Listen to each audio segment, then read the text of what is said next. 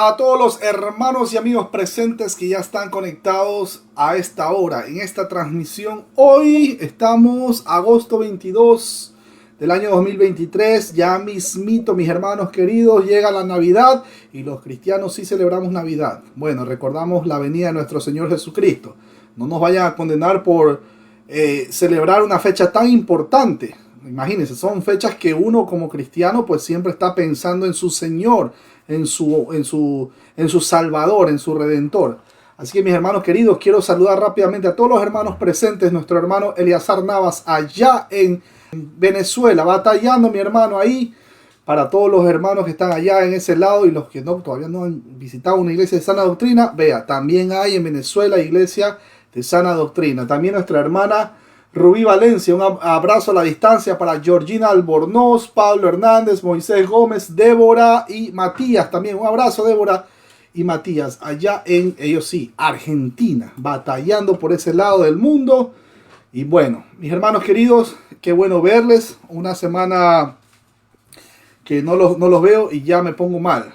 Uno también extraña como cristiano, como ser humano, imagínense. Bueno, hoy vamos a continuar con el estudio de Colosenses, capítulo 2. Nos habíamos quedado en el estudio pasado, nos quedamos en el versículo 8. Así es, versículo 8. Así que hoy vamos a continuar, pero lo vamos a volver a leer para ver de qué veníamos hablando. Dios me la bendiga, mi hermana Josefina. Josefina, ¿de qué parte del mundo te conectas? Ah, Josefina. Bendiciones. Soy la esposa de Matías. Perdóname, Josefina, perdóname. Un abrazo a De la distancia para toda esa Argentina. gente en Argentina. ¿Y qué pasó con mi hermano? Con mi hermano no Se está. está por conectar. Ah, vale. Bueno, mis hermanos. Ok, vamos. ¿Qué les parece? Mi hermana Rubí Valencia, ¿qué le parece si estamos ready ahí para la lectura desde el versículo 8? Colosenses capítulo 2, del versículo 8. Vamos a leerlo hasta el 15. Hasta el 15. Si nos alcanza el tiempo, avanzamos, pero tranquilos. Pero antes de eso, es muy importante, vamos a orar. ¿Qué les parece, mis hermanos? Ahí donde estás. Amado Padre Celestial, gracias, muchísimas gracias te damos. Qué maravilloso es estar en coinonía con los hermanos, listos para aprender, teniendo un corazón predispuesto, listo para estar atentos a cada detalle de tu palabra y de todos los acontecimientos que nuestro hermano Pablo realizó en aquel tiempo.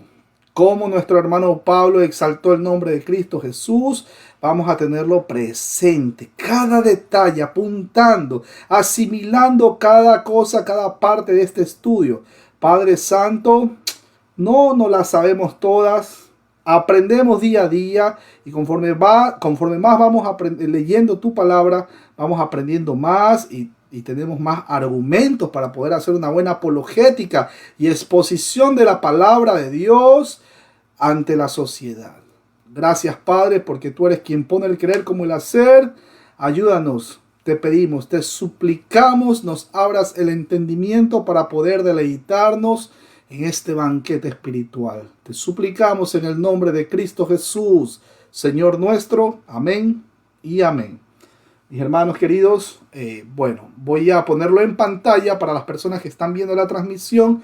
Lo van a ver, las personas que están aquí presentes no lo van a ver porque cada uno viene a este estudio con su espada. La espada de dos filos, imagínense, que penetra hasta lo más profundo de nuestro corazón, hasta partir los tuétanos y separar el alma del espíritu. Aleluya. Bendiciones. Ahora sí. Bueno, mi hermana, bienvenida. Lo pongo en pantalla. Ahí está en pantalla. Listo. Sí. La palabra de Dios dice en Colosenses 2:8, plenitud de vida en Cristo. Mirad que nadie os engañe por medio de filosofías y huecas sutilezas, según las tradiciones de los hombres, conforme a los rudimentos del mundo y no según Cristo.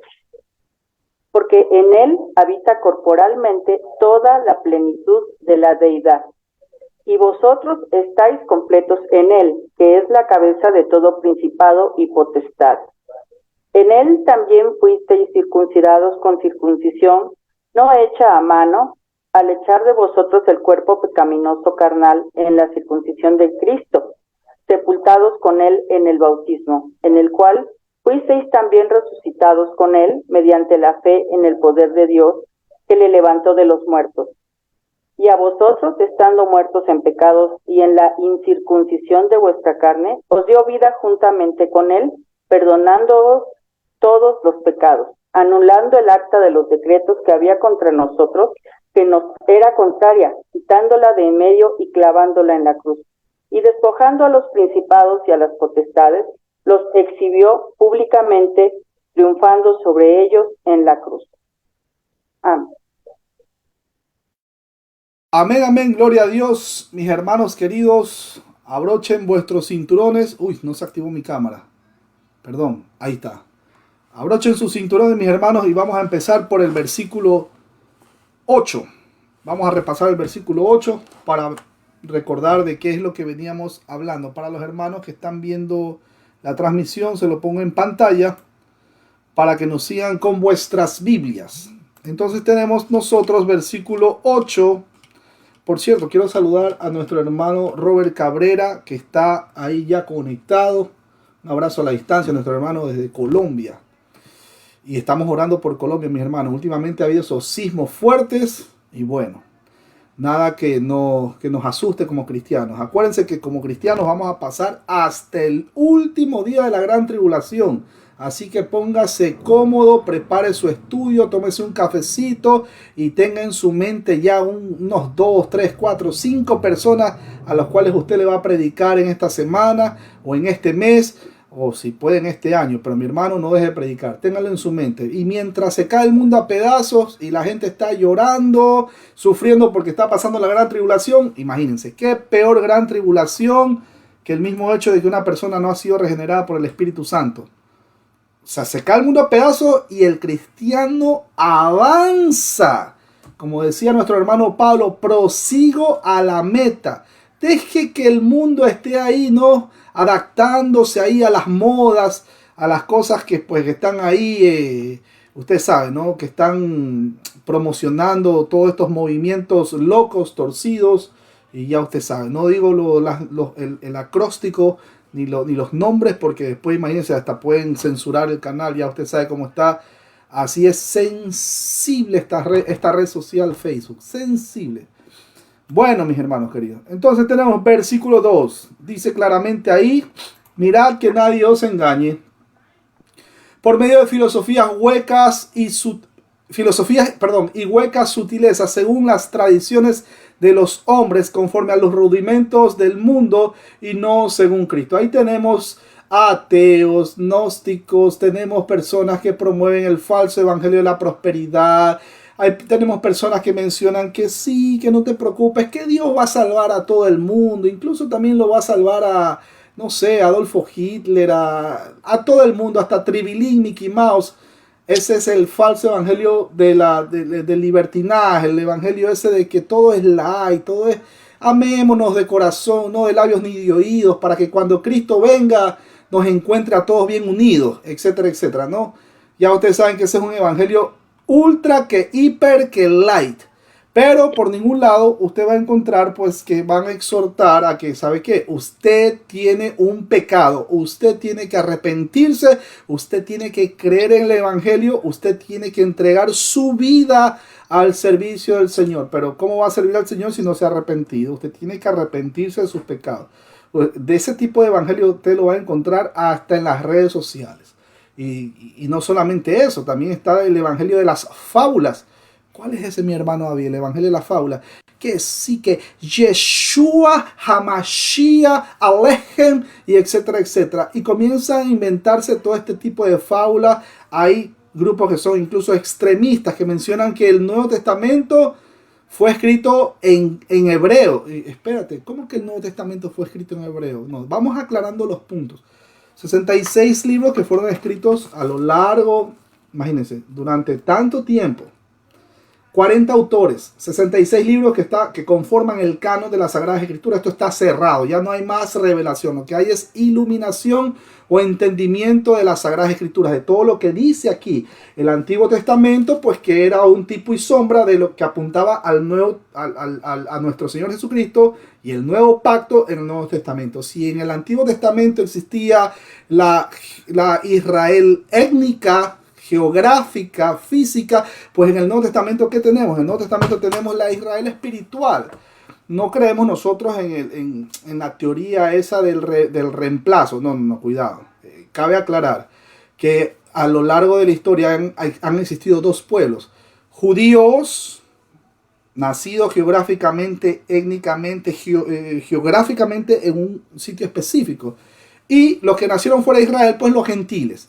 Entonces, de estos dos pueblos, cuando vienen a creer en Cristo Jesús, ¿qué va a pasar? Pues ya no viene a ser llamado judío cristiano o gentil cristiano, no, simplemente viene a ser llamado cristiano. Así de sencillo como fuimos llamados en Antioquía por primera vez.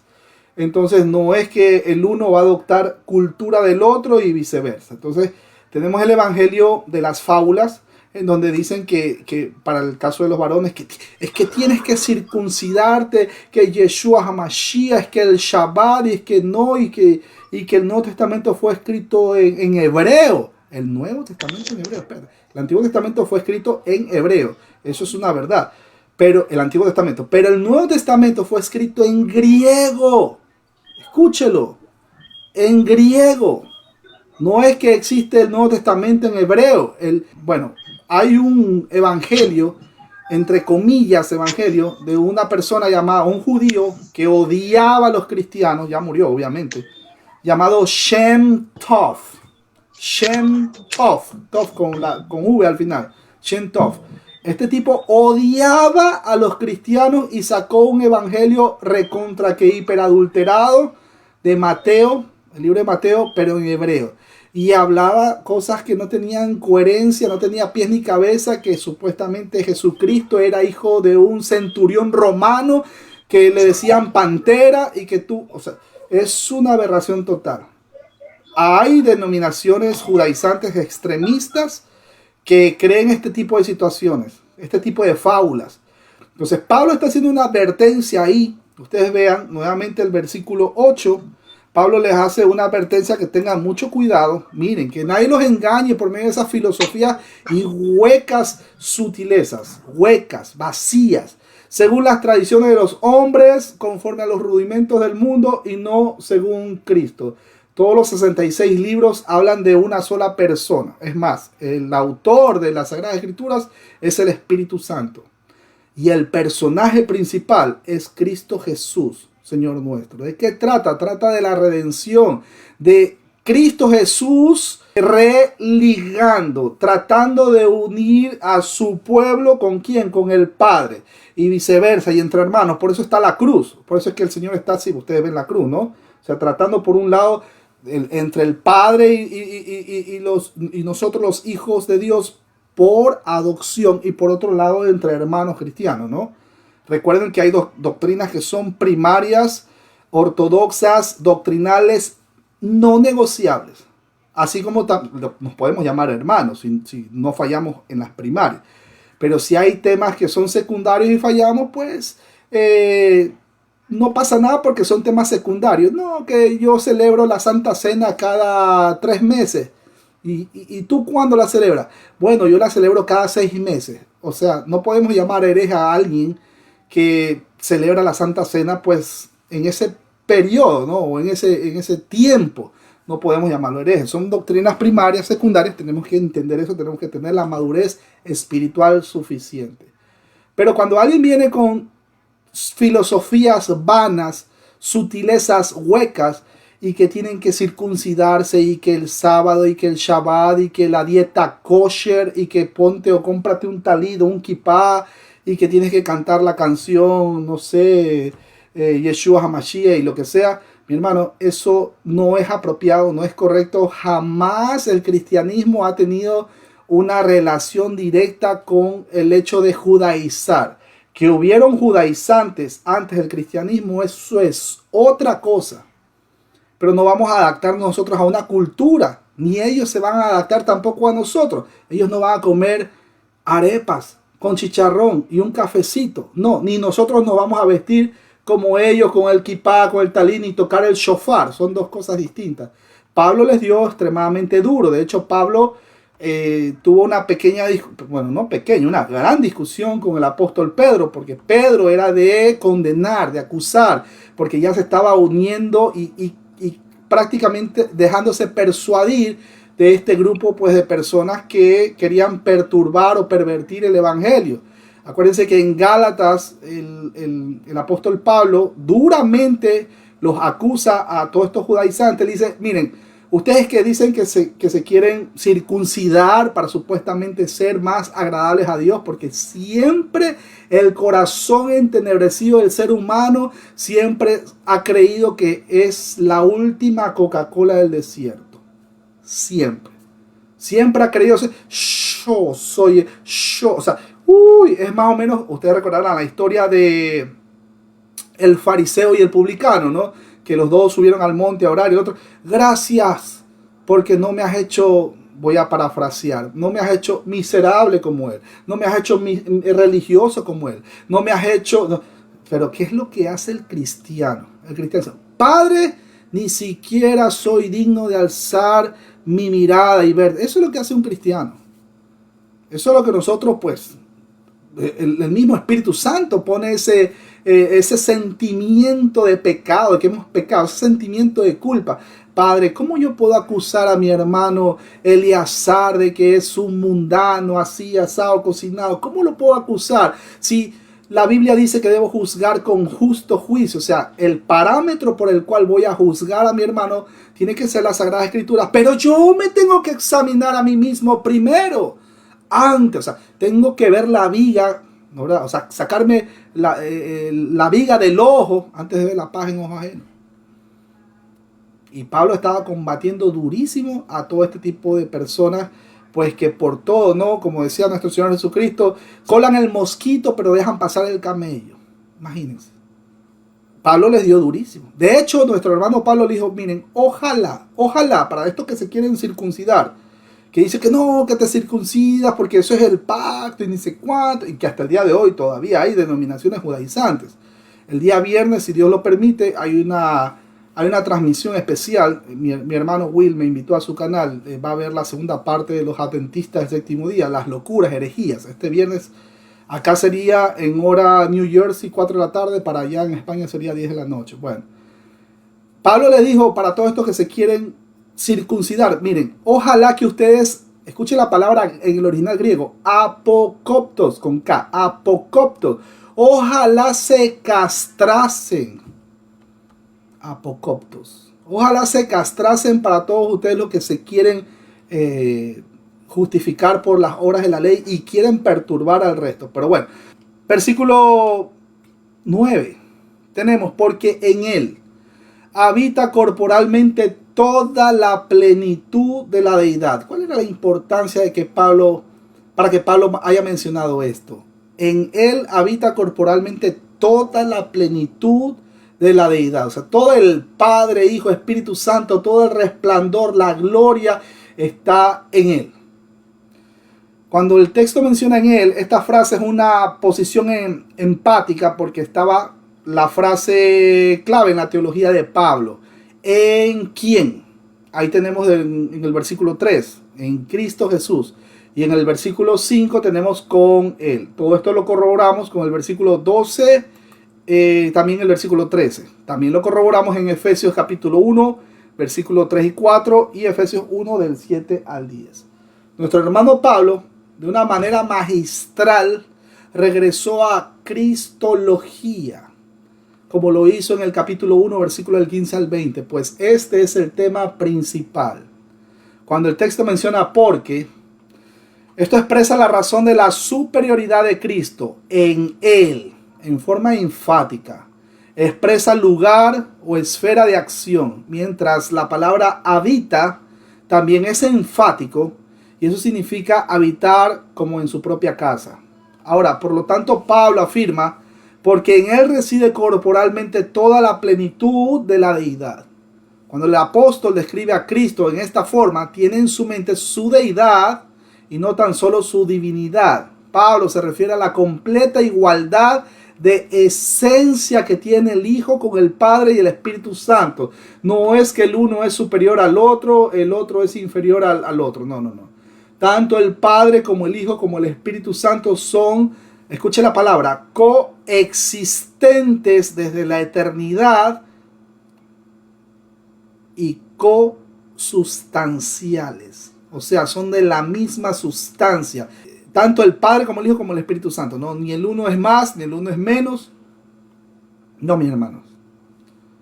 Y los tres forman, no es que es uno solo, ¿no? Cuidado, amigos unicitarios.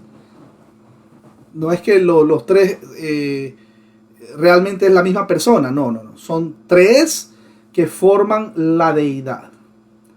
Ahora, Pablo está afirmando que la plenitud de la deidad reside en Cristo. Esto es corporalmente. Cuando el texto menciona toda la plenitud de la deidad, este doble aspecto de la naturaleza de Cristo refutaba a los falsos maestros, aunque ellos estaban de acuerdo que Él era completamente Dios. Sin embargo, negaban que Él fuera completamente humano. Primera de Juan, capítulo 1, versículo 1, y Primera de Juan, capítulo 4, versículo 16, para corroborar. Ahora, ustedes recordarán que ahí yo mencioné en estudios anteriores el texto o la palabra pleroma, que significa llenura. Y esto era un término gnóstico usado por los niveles aions, angelicales, entre un Dios en lo más alto y la materia maligna. Juan, ¿cómo corroboramos eso? Juan capítulo 1 versículo 16, Efesios 1 23, Efesios 3 19, Efesios 4 13. Este término es un abstracto para deidad. Ahí tenemos la palabra TH significa, bueno, no es que significa, TH se pronuncia como Z, así como Theos, que significa Dios, pero en este caso es Theotas. Solamente es usado en esta parte aquí en el Nuevo Testamento. Ahora, Jesús, el Señor, nuestro Señor, es la revelación llena y completa de Dios. No los niveles, como decían ellos, no los niveles aions o los niveles angelicales o la sabiduría secreta que tenían estos falsos maestros. Es posible que esto fuese uno de los términos claves de los maestros gnósticos y nuestro hermano Pablo usó con frecuencia esta terminología para describir a Cristo. O sea, él, perdonen la expresión, ¿no? O sea, ellos usaban una expresión y ellos Pablo les viraba la tortilla. O sea, con las mismas palabras, él le devolvía esa idea, pero apuntando a Cristo Jesús. O sea, para los falsos maestros, pleroma era, tienes que llegar al conocimiento tan alto y tan pleno. De hecho, hay una secta, los Testigos de Jehová, ellos tienen un libro que se llama El conocimiento que lleva a la vida eterna. Y se llenan así, mi hermano. Usted puede llenarse, vea, usted puede llenarse de todo, se la puede saber de memoria. De memoria. Gamaliel, perdón. Sí, se sabía de memoria. Se sabía de memoria las Sagradas Escrituras. Mi hermano, usted puede saberse las Sagradas, Nicodemo. Gamaliel también. Nicodemo se sabía las Escrituras, la ley. Pero se la sabía de la A a la Z. Se sabía la Biblia de tapa a tapa hasta los mapas. Pero eso no garantiza que usted sea un cristiano. Ay, mi hermano David, qué fuerte. Eso no garantiza, mi hermano querido. ¿Cómo usted garantiza o cómo usted va a saber si verdaderamente una persona es cristiana o no? Pues por la evidencia externa, eso ya lo hemos visto anteriormente. Esa persona evidencia el fruto del Espíritu Santo, que no es más que tener o hace un eco a la mente de Cristo, tener la mentalidad de Cristo, la mente de Cristo. Entonces ahí viene amor, paz, paciencia, mansedumbre, y usted póngase a estudiar cada detalle del fruto del Espíritu Santo y usted va a ver que Cristo prácticamente cumplió con todo ello. A Cristo lo estaban abofeteando y todo eso, y él ahí tranquilo, juicioso. O sea, él no dijo, ahorita vas a ver, Pilatos, voy a mandar a ver a mis ángeles y declaro y decreto. No, nada de esas cosas, mi hermano. Nada de esas cosas. Todo el fruto del Espíritu Santo, en todo su esplendor, fue evidenciado en Cristo Jesús. Dígame que no es así. Fue evidenciado en el Señor mientras estuvo caminando en medio de nosotros. Es posible que fuera uno de los términos que los maestros gnósticos utilizaban. Era un término clave. Pleroma. Y Pablo usó con frecuencia esta terminología para describir a Cristo Jesús, el Señor nuestro. La palabra theotetos debe diferenciarse de la palabra theiotes. Cuando digo así como la Z, pero es TH. Theos es Dios. Theos, T-H-E-O-S, Theos. Bueno, usada en Romanos capítulo 1, versículo 20. La primera significa theotetos. La primera significa la esencia de Dios. Y la segunda se refiere a la cualidad de Dios. El uso de la palabra theotetos enfatiza el argumento de nuestro hermano Pablo tocante a la deidad de Cristo Jesús, Señor nuestro. La palabra ahí, corporalmente, quiere decir en su cuerpo glorificado después de su muerte y resurrección. Es decir, el Mesías exaltado y glorificado reside totalmente la plenitud de la deidad en él. Ahora ahí tenemos la forma del presente del verbo habita. Ahí tenemos katoikei. Katoikei. Y el uso del adverbio corporalmente, somáticos. Tomados literalmente, parecen armonizar mejor con la interpretación de que Pablo se refiere a la, escúchelo bien, mire que no digo re, digo a la encarnación y exaltación de Cristo. No olviden que Él sigue siendo hombre, nuestro Señor, acuérdense, Él es verdaderamente Dios, verdaderamente hombre. Él sigue siendo hombre también. Claro, aunque con cuerpo glorificado. Aunque posee un cuerpo humano, la plenitud de la deidad habita en él. Filipenses capítulo 3 versículo 21 para corroborar, y 1 de Timoteo 2, 5 también lo corrobora. Cuando el texto menciona habita, mis hermanos, este es un activo presente indicativo, pues algunos de los falsos maestros gnósticos creían que el Espíritu de Cristo vino sobre Jesús, pero por un tiempo limitado. Imagínense. Pero este versículo ratifica las dos naturalezas de Jesús que estaban en unión permanente. Acuérdense, la unión hipostática. Nuestro Señor es verdaderamente Dios, verdaderamente hombre. Esas dos naturalezas, escúchenlo, son inseparables. Alguien dijo por ahí, no, pero es que cuando estuvo en la cruz se separó el espíritu, pero quedó el cuerpo, y por un lado se fue el cuerpo y por otro lado se fue el espíritu. No, mis hermanos, naturaleza inseparable. Existió una secta en aquel tiempo, en los tiempos de la iglesia primitiva, que se llamaban los nestorianos. Los nestorianos creían eso de que la naturaleza de Cristo se podía separar. Eso sí es una herejía, mis hermanos, cuidado. Eso para que lo tengan presente. Cuidado, si en algún momento alguien le dice, oye, pero se separó la parte corporal de Cristo de la parte de la deidad. No, mi hermano. Una cosa es que él no haya hecho uso de sus facultades como Rey de Reyes y Señor de Señores. Él era omnisciente, mis hermanos. Que Él es la cabeza absoluta de todo principado y potestad. Y cuando el texto menciona corporalmente, esta era una verdad, la cual los gnósticos no podían afirmar a causa de su dualismo griego entre un Dios bueno y la materia maligna. No lo podían entender. Juan capítulo 4, versículo del 1 al 6 para corroborar. Y tenemos versículo 10, dice, y vosotros estáis completos en Él, que es la cabeza de todo principado y potestad. Uy, Dios mío, qué lindo texto. Lo voy a volver a leer. Y vosotros estáis completos en Él, que es la cabeza de todo principado y potestad. Mi hermano querido, yo le hago una pregunta.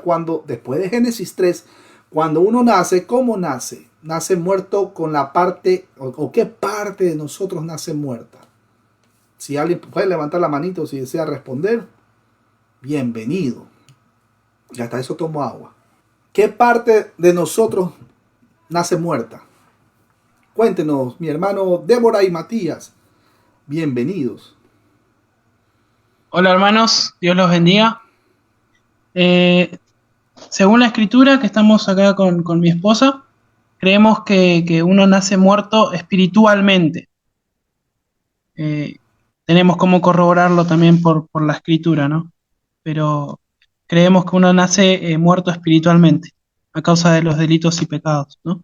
Perfecto, de hecho la misma escritura dice, vosotros estabais antes, ¿no? Muertos en vuestros delitos y pecados. Cuando uno nace, mis hermanos, nace con la parte espiritual muerta. Después de Génesis 3, todos, pero absolutamente todos, hasta el último día previo a la venida de nuestro Señor Jesucristo, todos van a nacer muertos espiritualmente. Por eso el Señor hacía el énfasis cuando dijo, tienes que nacer de nuevo, le dijo a Nicodemo. Entonces, si uno nace muerto espiritualmente, pues ¿qué puede escoger un muerto? No puede escoger absolutamente nada. No es que va a decir, yo puedo escoger, bueno, hoy 31 de diciembre no, porque voy a estar con mis amigos tomando unas cervezas.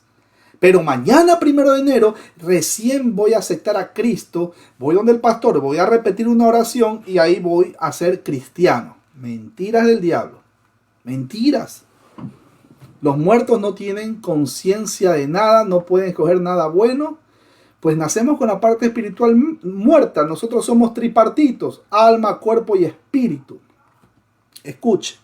Entonces, como nosotros nacemos muertos espiritualmente, esto como dato curioso, como nosotros nacemos muertos espiritualmente, si alguien tiene una calculadora ahí, permítame, yo tengo una calculadora ahí. Si alguien de ustedes tiene una calculadora, puede seguirme ahí. En Cristo Jesús dice que estamos, ¿qué? Estamos completos. Un 100% ahí tenemos. Estamos con Cristo, estamos completos, estamos al 100. ¿Estamos? Ok. Si somos alma, cuerpo y espíritu, usted divida 100 dividido para 3. Porque pues cuando nacemos con la parte muerta. ¿Sí o no? Una parte. ¿Cuál? La parte espiritual. Si nace la parte espiritual muerta, ¿cómo estamos? ¿A qué porcentaje? ¿Estamos al 100? Cuando recién nacemos. No. Pero ¿qué tenemos nosotros no muerto?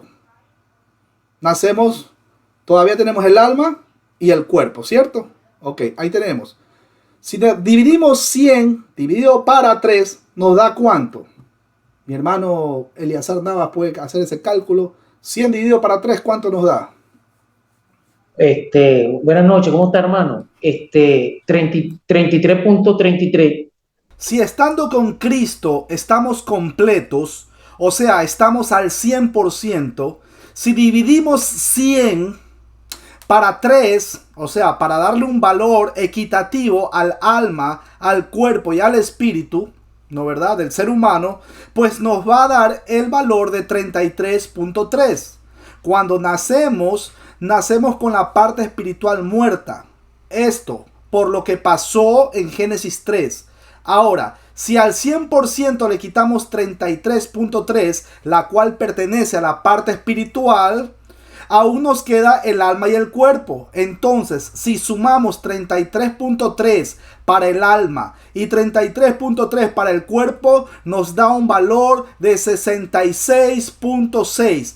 Eso como dato curioso. Si una persona no ha nacido de nuevo, simplemente está aún muerta espiritualmente y por lo tanto está marcada con la marca de la bestia. Pero cuando una persona pasa de muerte a vida, es regenerada por el Espíritu Santo y por lo tanto forma parte del cuerpo de Cristo. Por eso dice la Escritura que en Cristo estamos completos. Aleluya. Cuando el texto menciona vosotros estáis completos, este es un participio pasivo perfecto de pleroma, lo cual indica que el creyente ha sido y continúa siendo lleno por él y para él. O sea, la expresión pepleiromenoi es un presente perifrástico. Lo corroboramos en Juan 1.16 y Efesios 3.19.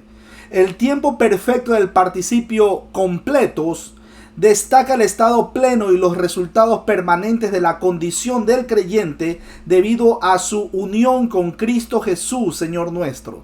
El creyente está completo, no en un ángel, no en un amigo que supuestamente es ultra ungido, no, sino en Cristo Jesús. En Él estamos completos. Pablo les dice que en Cristo vosotros poseéis la fuente de la cual fluye la corriente de bendiciones que puede satisfacer cualquier necesidad que tengáis, sea en esta vida o en la vida venidera.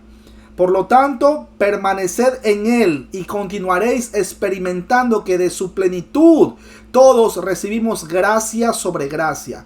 Esto lo corroboramos en Juan capítulo 15, versículo del 4 al 9, Juan 1:16 y Efesios 4:13.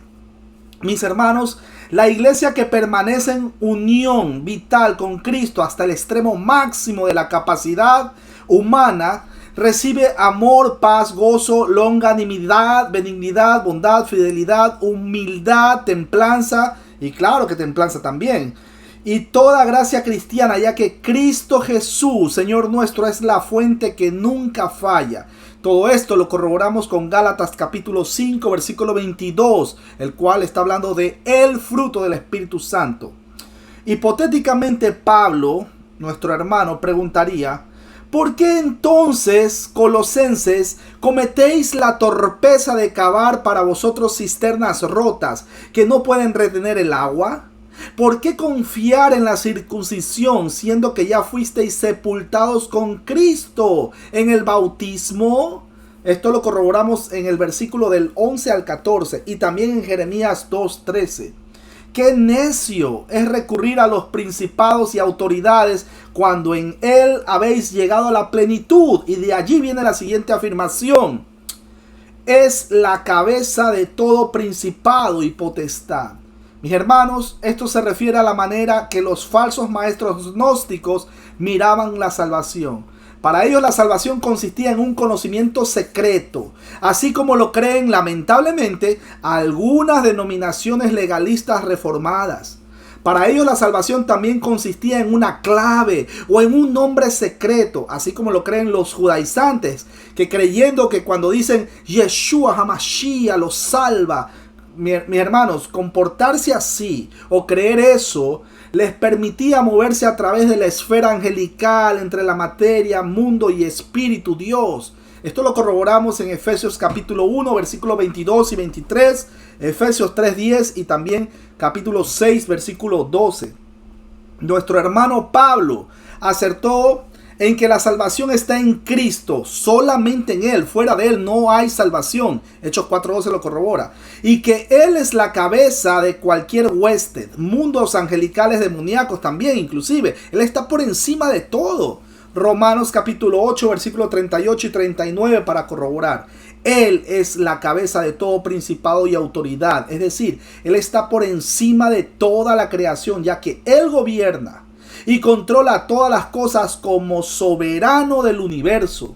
Pablo deliberadamente empleó una vaga y variada terminología para ángel. Esto es visto particularmente en las alteraciones, en las formas singulares y plurales de varias de las palabras. Recuerden que nuestro hermano Pablo, él inventaba términos. Ojo, no inventaba doctrina. Él inventaba términos para tratar de hacer entender a el público oyente. Ejemplo: yo tengo 2 manzanas, me como una, ¿cuántas manzanas me quedan? Más o menos para que entiendan la idea, ¿no? Él se esforzaba mucho por explicarles.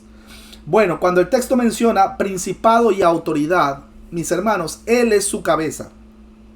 No en el sentido pleno en la cual es la cabeza de la iglesia, la cual es su cuerpo, sino en el sentido de que Él es el gobernador supremo de todas las cosas. De modo, o sea, obviamente aparte Él es la cabeza de la iglesia, ¿no?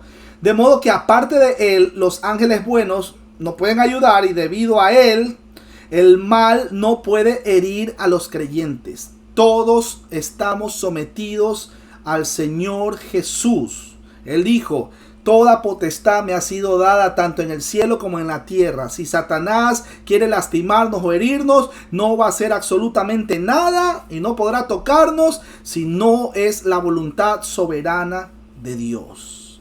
Efesios 1:22 lo corrobora. Ustedes lo pueden leer en sus Biblias. Parecería que el apóstol quería dar énfasis a esta última idea. Así que Pablo exhorta a los creyentes a permanecer firmes como soldados en sus trincheras, aferrados a Cristo Jesús. El cristiano no debe batallar contra el enemigo apelando a sus fuerzas personales, sino dependiendo en todo tiempo del soberano Señor Jesucristo. Versículo 11 tenemos, en Él también fuisteis circuncidados con circuncisión no hecha a mano, al echar de vosotros el cuerpo pecaminoso carnal en la circuncisión de Cristo Jesús. Mis hermanos, cuando el texto menciona fuisteis circuncidados con circuncisión, Pablo está usando signos del pacto del Antiguo Testamento en un sentido espiritual. Lo corroboramos. Génesis, ustedes recordarán, ¿no? Cuando habla de la circuncisión. Génesis capítulo 12, versículo del 8 al 14. Deuteronomio 10:16. Jeremías 4:4. Romanos capítulo 2, versículo 28 y 29. Y Filipenses 3:3. Esto debe ser un lenguaje figurativo, o si no, los falsos maestros tenían algunas tendencias judías. Lastimosamente, hay que reconocer, hay tantas cosas que no son conocidas e inciertas acerca de los grupos herejes que surgieron en el Nuevo Testamento. Pero obviamente a la luz de la Escritura van siendo evidenciados. Así que mi hermano, en cierta manera estos falsos maestros son la combinación del gnosticismo griego y legalismo judío. Estos eran similares a los esenios, o sea, la comunidad de los manuscritos del Mar Muerto, la cual era un grupo separatista de judíos sectarios del primer siglo, los cuales vivían en el desierto. Ahí tenemos la expresión fuiste circuncidados. Eso en el griego es periedmete. Esto es un aoristo pasivo del verbo peritomeo, el cual contempla un hecho histórico ocurrido en un tiempo específico. El ritual de la circuncisión fue introducido en Génesis capítulo 17, versículo del 10 al 27, para confirmar el pacto hecho por Dios con Abraham. El prepucio del varón era cortado al 8º día de nacido como señal de que su cuerpo era posesión, escúchelo bien, de Dios. Génesis capítulo 17, versículo 12. La circuncisión, mis hermanos, era una señal del pacto y el varón judío étnico circuncidado entraba en el vínculo de dicho pacto. En el Antiguo Testamento, Moisés circuncidó a sus hijos y Josué circuncidó a los varones israelitas en preparación para la entrada y conquista de la tierra de Palestina. Éxodo capítulo 4, versículo 24 al 26 lo corrobora. Cuando el texto menciona en él, los creyentes al estar unidos con Cristo han muerto con Él al viejo hombre, a su vieja naturaleza, a su relación con Adán y el pecado. Cuando el texto menciona circuncisión no hecha a mano, esto es un uso metafórico de la circuncisión como el signo del pacto del Antiguo Testamento. Decía que la circuncisión en el Antiguo Testamento era el 8º día para los nacidos o los judíos, y esto era como señal del pacto, ¿no, verdad? De que era parte del pueblo de Dios. Y en el Nuevo Testamento, pues es Dios mismo quien circuncida nuestros corazones para sacar la parte mala, la parte perversa, podrida, dañada de nuestro ser. ¿Por qué? Porque una vez que usted pasa a ser cristiano, pues es el Espíritu Santo que viene a morar en nuestra vida. ¿Ok? Hasta ahí creo que se fue el audio, pero bueno, ya estamos. Ok, la idea que Pablo quiere comunicar podría parafrasearse de la siguiente manera. Colosenses, no permitáis que estos falsos maestros os engañen como si vosotros necesitarais de ser o hacerse una circuncisión, literalmente, para poder vencer el deseo de dar rienda suelta a los deseos de la carne o para alcanzar la salvación plena. No crean eso. Hechos capítulo 15, versículo 1 y Gálatas capítulo 5, versículos 2 y 3. Todo esto son fábulas, huecas sutilezas, así como existen personas que le mencionan en este tiempo de la circuncisión, que tienes que circuncidarte para verdaderamente ser un cristiano. Eso es una fábula. Así también hay personas que dicen es que tienes que hacer dieta kosher para que también seas parte del cuerpo de Cristo. O como dicen los adventistas del 7º día, no comas carne de cerdo porque eso es pecado. Mi hermano, y le digo con toda sinceridad, yo no he visto un cristiano, no, mejor dicho, yo no he visto un adventista del séptimo día o un raíces hebreas o uno de estas denominaciones que dicen Yeshua HaMashiach. Yo no he visto que dejando de comer, escúchelo bien, dejando de comer carne de cerdo o dejando de comer morcilla, deje de ser un inmoral que mira a la vecina, aún estando casado. Yo no he visto eso. Yo no he visto eso. Dejando de comer carne. Mi hermano, usted puede dejar de comer. Usted puede ayunar 5 o 7 días. Lo que usted quiera. Pero eso no le va a quitar su pecaminosidad, su tendencia a pecar. 1 Juan 1.8 y 1 Juan 1.10 ya lo habíamos visto. El que dice que no peca, pues lo hace mentiroso al Señor. Pero bueno, sigamos. La expresión circuncisión no hecha a mano, que se refiere a la circuncisión espiritual, que es resultado directo de la unión con Cristo. Esta unión se realiza mediante la fe y por la intervención del Espíritu Santo, pero los falsos maestros insistían en la obligación del creyente a someterse al rito de la circuncisión. Pablo insiste que tal cosa no era necesaria, puesto que los creyentes de Colosas ya habían experimentado la circuncisión, es decir, la del corazón.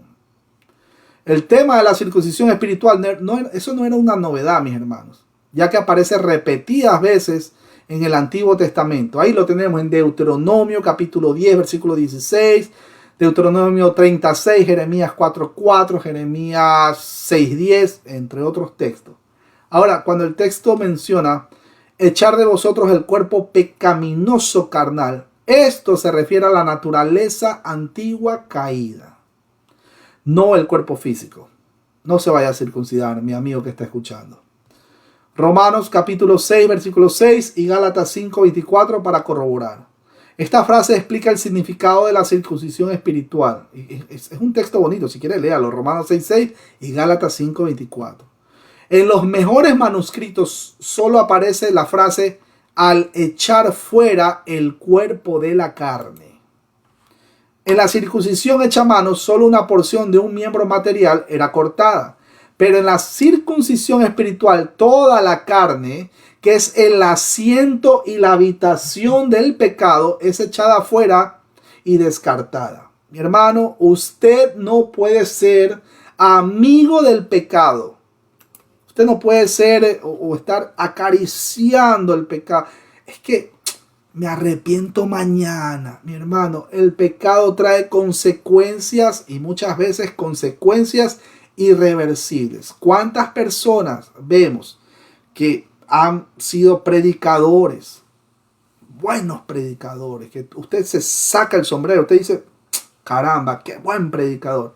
Y han caído...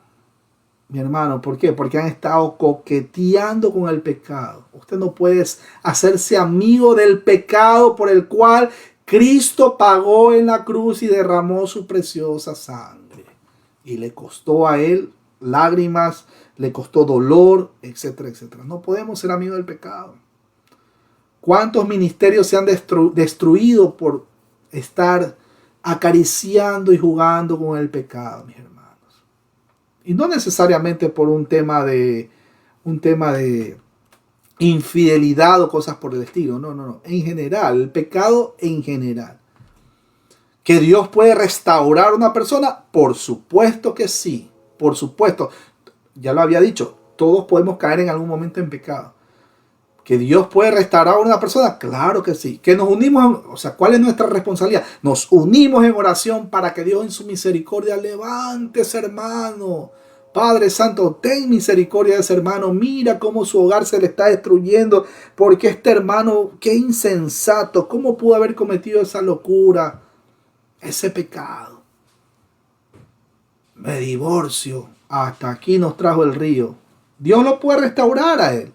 Pero eso no garantiza que las cosas van a ser igual. Yo no lo sé. Solo Dios en su misericordia. Mi hermano, ya en una situación así, vea, yo apelo a la sensibilidad y a la misericordia de Dios. Señor, ten misericordia de este hermano. Por favor. Y si no nos duele, examinémonos si verdaderamente somos cristianos. Y muchas veces ha habido casos de personas que predican la palabra y terminaron mal. terminaron mal. Que si perdieron su salvación, no, mi hermano, eso yo no lo sé. Eso no sé. Hubieron grandes predicadores en el pasado, por ahí uno, me reservo el nombre, creo que era Jimmy Swaggart. Pero mi hermano, yo le soy honesto, yo escuchaba las prédicas, qué lindas prédicas. Pero sin embargo, ¿cuántas veces él cayó? No sé, desconozco si verdaderamente él siga en los caminos del Señor a este tiempo. Desconozco. Anhelo de corazón que sí. Anhelo. Y que verdaderamente Dios le haya concedido arrepentimiento a él y él se haya arrepentido de corazón. Anhelo de corazón eso. Pero es duro, mi hermano. Es duro. La condición del ser humano. El pecado destruye.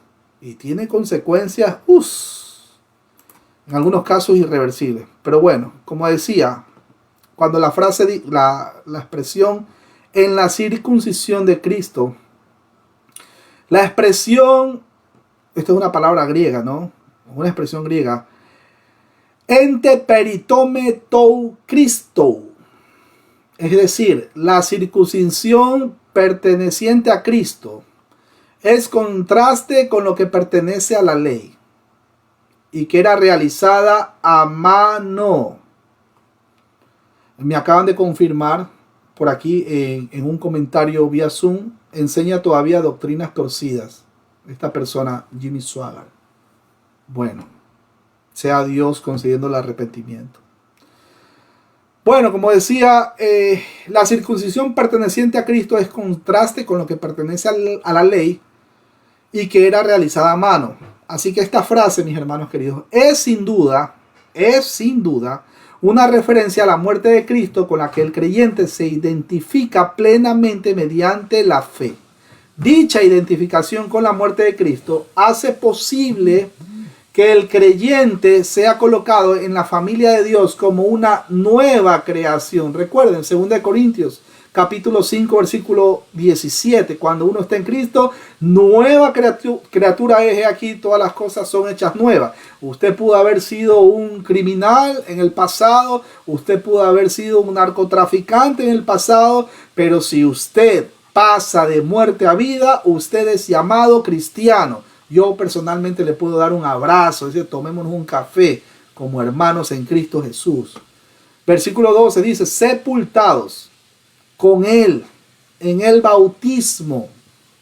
Esta palabra lo vimos en el estudio de Hechos de los Apóstoles. Bautizó, eso significa sumergir, así literalmente, sumergir. Por eso es que no estoy yo tan de acuerdo con él. De hecho, no estoy de acuerdo con el bautismo por aspersión, ¿no? Para mí el bautismo es por medio de inmersión en agua.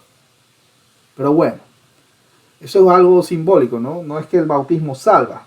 Realmente la fe en Cristo Jesús salva y como consecuencia usted baja las aguas bautismales. No es que lo hace al revés, ¿no? Como dicen los amigos de corte carismático, que usted lo remojan en agua y ya sale pues prácticamente hasta hablando en lenguas angélicas. Eso no es así. Bueno, cuando el texto menciona sepultados con él, pero primero lo vuelvo a leer, sepultados con él en el bautismo, la cual fuisteis también resucitados con él mediante la fe, escúchelo bien, mediante la fe en el poder de Dios que le levantó de los muertos. Cuando el texto menciona sepultados con él en el bautismo, esto es un aoristo participio pasivo del componente sin, S y de yuca N, lo cual significa co-sepultado o sepultado conjuntamente, como usted lo quiera llamar. El apóstol añade otra característica más sobre la circuncisión que los colosenses habían recibido. Esto es una metáfora del bautismo como inmersión equivalente a la sepultura. Romanos capítulo 6 versículo 4 lo corrobora. Mientras que los creyentes comparten el sufrimiento, muerte y sepultura de Jesús, ellos también compartirán su resurrección y gloria. Por eso, usted no tiene que estar preocupado si es que el día de hoy usted es vituperado por causa de nuestro Señor Jesucristo. En algún momento, mis hermanos, En algún momento esto se acaba. Y nada de lo que nosotros estamos padeciendo, sufriendo aquí en esta vida, se va a comparar con la gloria que vamos a tener allá con el Señor. No se compara nada. Mi hermano, pero es que usted no tiene un hijo que está enfermo. Mi hermano, yo lo entiendo, yo no soy insensible. Pero lo que quiero llegar es que es el Señor que nos sostiene, que nos mantiene, que guarda nuestros corazones. Es verdad, no soy insensible. Por mucho me han dicho, usted es insensible. No. Dios tiene el control absoluto y soberano de todo. Es verdad que nosotros sentimos como seres humanos, nos da tristeza ver que un hermano está sufriendo porque tiene un hijo que está en las drogas, lo que sea. Es verdad, es Dios quien tiene el control de todo, mi hermano querido. Él lo sabe todo, a Él no se le escapa nada. Pero nada de lo que estamos padeciendo en esta vida se va a comparar con el mismo hecho de estar con Él. Y escuche esto, con cuerpos de gloria. Y escuche otra vez esto, por la eternidad. Y escuche también esto. Y toda lágrima, todas las cosas pasadas o negativas no van a subir a nuestra mente otra vez, a nuestro corazón, como dice el texto de Apocalipsis. No vamos a acordarnos ya de todas esas cosas así que nos hacían, ¿no? Que nos envejecíamos de tanto sufrimiento. No, mis hermanos queridos. Así que no pierda la esperanza, siga orando, siga clamando al Señor. Esto en algún momento se acaba y nosotros pues vamos a tener ahí ese momento. Hay mucha gente que ha predicado toda su vida y no ha tenido descanso nunca prácticamente. Y se han ido de esta vida y se han ido predicando prácticamente hasta el último día de su vida. Mi hermano, no se compara con con lo que verdaderamente vamos a pasar con el Señor. La verdadera Nueva Jerusalén. ¿Qué, mi hermano? ¿Y que no era una ciudad de verdad? No, mi hermano. Les recomiendo el video de nuestro hermano Edgar, ¿no? La Nueva Jerusalén. No es que es literalmente una ciudad que va bajando y todo eso, como lo mencionan nuestros amigos dispensacionalistas. No, es el mismo hecho de que de estar con Jesús, con cuerpos glorificados, estar con Jesús con cuerpos glorificados por toda la eternidad. Pues mi hermano, ¿se acuerda cuando al ladrón en la cruz le dijo, de cierto te digo, hoy estarás conmigo en el paraíso? ¿Qué? ¿Se fue al paraíso? ¿De verdad se fue al paraíso? Es el mismo hecho de estar con el Señor. Pero bueno, son temas muy profundos y es verdad pues que a veces hay que entrar más en detalle. No voy a entrar en detalle porque nos desviamos del tema.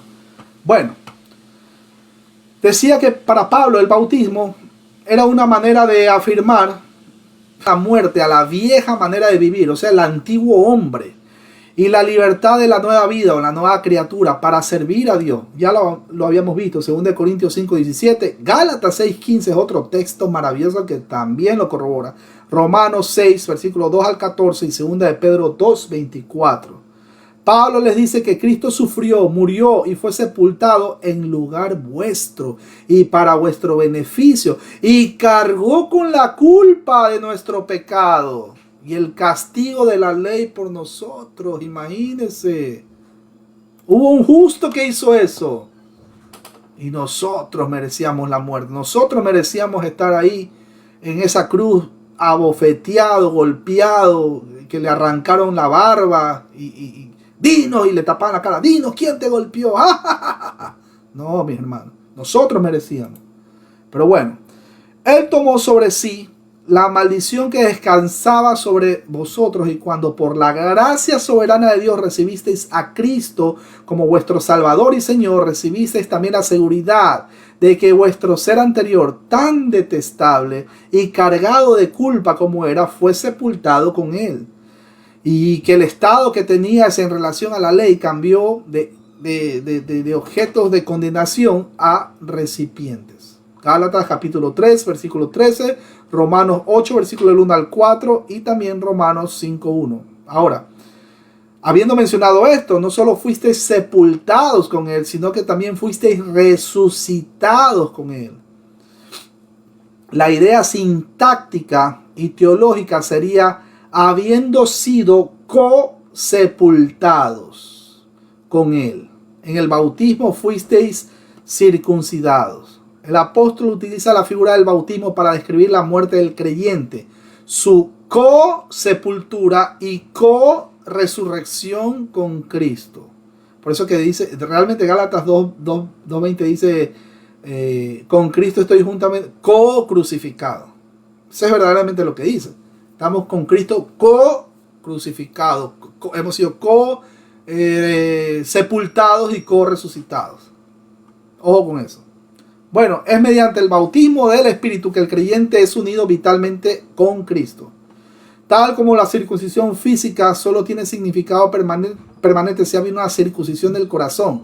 Así también el acto del bautismo en agua tiene validez si ha habido una fe genuina en la persona y en la obra de Cristo. Jeremías 4:4 y Romanos 2:28-29 para corroborar. ¿Por qué? Porque una persona, si piensa que el bautismo lo va a salvar, mi hermano, pueden meterlo en el agua. En estas iglesias del amigo Dante Gebel lo mete 5 veces en el agua y 5 veces sale del agua peor que como era antes. Para eso mejor ni lo metan al agua. No es así. Es al revés. O sea, el cristiano, pues como consecuencia de que ahora el Espíritu Santo mora en su vida, tiene fe en aquel que murió en esa cruz y Dios le levantó entre los muertos, ¿no verdad? Pues como consecuencia de esa fe salvífica, pues, oye, yo como que ya es hora de que me bauticen, ¿no? Mi hermano, ¿usted cree que bautíceme? Yo quiero ser bautizado. Pero es distinto a que es que tienes que confesar tus pecados. Señor Jesús, yo te... Aleluya, amén. Ahora sí, métete al agua, pum, sale peor, mi hermano. Por eso es que pues todas estas iglesias están plagadas de gente que están desnutridas espiritualmente, falémicas, no conocen la palabra de Dios. Y bueno, oramos por ellos pues para que sea Dios concediendo el arrepentimiento y que pues les dé ese querer como el hacer para que puedan estudiar las escrituras. Bueno, cuando el texto dice que le levantó de los muertos, Jesús es la primicia de la resurrección. 1 Corintios capítulo 15, versículos 20 al 23. El Espíritu que le levantó también levantará a los creyentes. Acuérdense que en el estudio de Hechos, les recomiendo, en el estudio de Hechos de los Apóstoles, ahí yo mencioné la diferencia de la palabra egeiro y anastasis. No es lo mismo que usted se levante por su propio pie a que sea levantado de entre los muertos. No es lo mismo, por si acaso. Bueno, eso para ver más al detalle les recomiendo el estudio de Hechos de los Apóstoles. Ahí está en el canal. Compartan, suscríbanse, denle like. Bueno, Romanos capítulo 8, versículos 10 y 11 para corroborar. Ahora, esta frase es una oportunidad excelente para mostrar que el Nuevo Testamento con frecuencia atribuye la obra de redención a las 3 personas de Dios. O sea, Dios el Padre levantó a Jesús y Dios el Hijo se levantó a sí mismo y Dios el Espíritu levantó a Jesús. Juan capítulo 2, versículo 19 al 22. Juan capítulo 10, versículos 17 y 18. Hechos capítulo 2, 24. Hechos 3, 15. Hechos 10, 40. Romanos 6, 4 y Romanos 8, 11. Tanto el morir como el resucitar con Cristo, representados por el bautismo, tienen lugar mediante la fe en el poder de Dios, pues solo Dios tiene poder para dar vida. Del mismo modo, mediante la fe en Él, Dios resucita al pecador de la muerte espiritual, lo une con Cristo por el bautismo del Espíritu Santo. Bautismo en agua, no en fuego. El fuego es para los que no fueron salvos y eso es al final, en el día del juicio. Bueno. Lo declara justo, lo santifica y le da la esperanza de una gloria indestructible. Pablo usa un lenguaje definido y fuerte para descartar la circuncisión y se opone a este rito para creyentes de los gentiles de esta nueva era. Gálatas capítulo 5 versículo 2 y Filipenses 3:2 para corroborar. En un sentido religioso, la circuncisión era por cierto una bendición en la antigua dispensación o en el antiguo pacto, mejor dicho. Pues para una persona que vivía en esa era, el recibir el signo de la entrada en el pacto no era algo así malo en sí, con toda seguridad. Por el contrario, era una bendición si se consideraba como el signo y sello de la justicia de la fe, Sin embargo, jamás debía considerarse como si fuera en y por sí mismo un medio de gracia o algo indispensable para la salvación. Recuerden, la salvación no es por obras, es solamente por fe. Acuérdense que en el Antiguo Testamento estaban regidos por el haz esto y vivirás. ¿Se acuerdan? En el Antiguo Testamento. Pecas y mueres por ahí mismo. ¿Cómo es en el Nuevo Testamento? En el Nuevo Pacto. Cree y vivirás. Hay una gran diferencia. Por si acaso. Ya vamos por ahí. Ya vamos por ahí, mis hermanos. Bueno. Permítanme. Es lógico. Con el derramamiento de la sangre de Cristo en el Calvario, estos signos y sellos sangrientos, o sea, la circuncisión y el sacrificio del Cordero, la Pascua, habían llegado a su cumplimiento y quedaron anulados. Por consiguiente, el grave error de estos falsos maestros era el doble. El tratar de imponer este rito obsoleto sobre creyentes gentiles y la idea de que la circuncisión era por sí misma un medio para la gracia, dando a lo que se sometían a ella una bendición, tal mera fe en Cristo jamás, mi hermano, jamás se las daría, jamás. El error era, por tanto, negar el carácter todo suficiente de Cristo. Por eso, Pablo hace énfasis en este capítulo de que en Cristo estamos completos. No tenemos nosotros que estar buscando ahí al chamán de turno, porque pues es que no me sale esa bendición y estoy esperando ese trabajo y me voy donde mi prima que ella sabe leer las cartas. No, mi hermano, cuidado. En Cristo estamos completos. Usted aprende a esperar. Aprenda pues como buen soldado, ¿no? Sufre como buen soldado, decía Pablo, todas tus batallas, etcétera, etcétera. Bueno, versículo 13. Y a vosotros estando muertos en pecado y en la circuncisión de vuestra carne os dio vida juntamente con él, perdonándoos todos los pecados. Pregunto, ahí dice perdonando solo los pecados de 1 año, de 2 años, los pecados presentes, los pecados futuros.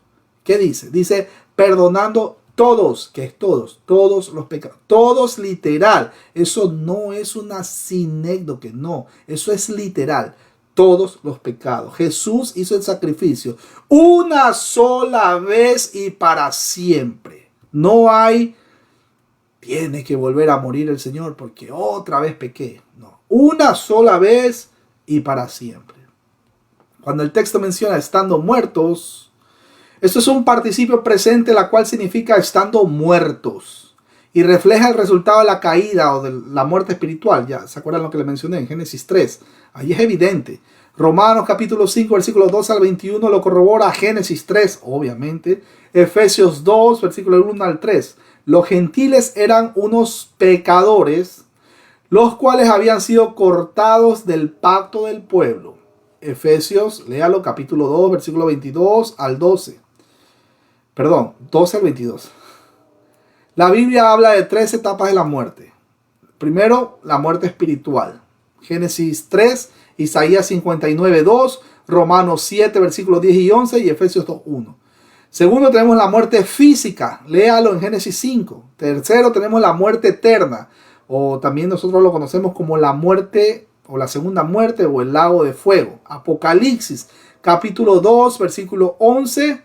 Apocalipsis 26 y Apocalipsis 21, 8. Si usted, mi hermano querido, y escúchelo bien, esto es muy importante. Si usted nace una sola vez y llega a morir, usted va a sentir la muerte segunda. Voy a repetir. Si usted nace una sola vez en esta vida, llegó al mundo, ahí nació, ahí en la maternidad, y el bebé, y le dan el biberón y tal. Usted nació una vez, va creciendo, pero no volvió a nacer. Sin embargo, murió porque lo atropelló un carro, lo que sea. Hermano, usted va a probar la muerte segunda. Pero si una persona nació una vez y después, más adelante, vuelve a nacer, pero ya no de manera física, sino también de manera espiritual, mi hermano, y si llega a morir, pues solamente va a experimentar esa muerte física, más nada. Pero ese va a vivir por la eternidad con nuestro Señor Jesucristo. Sí la tienen clara, ¿verdad? Bueno, ok. Entonces sigamos. Decía, en su gran misericordia, Dios ha tenido compasión tanto de los gentiles como de la gente del antiguo pacto. Este estado se describe aquí como la incircuncisión de vuestra carne. Esto es, vuestro estado judicial de culpa y por tanto vuestra condición de pecado, impotencia y por tanto una condición sin esperanza alguna. Cuando el texto menciona incircuncisión en vuestra carne, esta era el modo de referirse a los gentiles. Ahora, noten la notable transición del vosotros al nosotros. Porque sí es cierto que todos, o sea, judíos y gentiles, han pecado y están destituidos de la gloria de Dios, que eso lo dice, por cierto, Romanos 3:23. Entonces todos por igual necesitan ser perdonados. Mi hermano, todos necesitamos ser perdonados. Judíos, gentiles, tolteca, azteca, no sé, de Quetzaltenango, de Guatemala, todos necesitamos ser perdonados. Y puesto que Pablo se tenía por el primero de todos los pecadores, mire cómo lo decía Pablo, con humildad. Yo soy el primero de todos los pecadores. Así decía nuestro hermano. Le era imposible escribir acerca de un tema como este sin ser conmovido profundamente en su propia alma, ya que había experimentado lo que Dios había hecho por él al rescatarlo de una perdición inevitable. Todos íbamos camino derechito de la mano al infierno. Todos. Incluso el creador de Facebook. Todos. Ahora hay que ver si se arrepiente también, ¿no? Primera de Timoteo 1:15 para corroborar. Cuando el texto menciona él, esto debe ser una referencia al Padre. La frase y a vosotros estando muertos en pecados y en la incircuncisión de vuestra carne, describe el estado espiritual de todo ser humano antes de conocer a Cristo. El participio presente, estando, describe un estado continuo. Y ahí tenemos el vocablo pecados, que es paráptoma, que significa transgresiones, o mejor dicho, delitos. Por cierto, ¿qué es pecado? Pregunta del millón. Le hago la pregunta a mi hermano Matías. Dios te bendiga, mi hermano Matías. Cuéntanos allá en Argentina, ¿qué es para ti? Pero Matías de Débora y Matías. Matías Almada, Matías S, que tengo dos Matías. Bueno, acá estamos. Matías, Gloria a Dios, mi hermano. ¿qué es para ti pecado? Cuéntanos, hasta mientras me tomo un vasito con agua. Pecado, bueno, por definición, sé que significa errar el blanco y el blanco que tenemos nosotros es la escritura, ¿no? El blanco que tenemos es la palabra. Pecado es hacer todo lo contrario a lo que Dios nos manda a hacer en la escritura, ¿no? Sí. O sea, no robar, no matar. Uy, se me cortó la luz acá. Bueno, Sí. sigo hablando igualmente. Básicamente, pecado es, en simples palabras y en un entendimiento sencillo, desobedecer a Dios en todo lo que nos manda.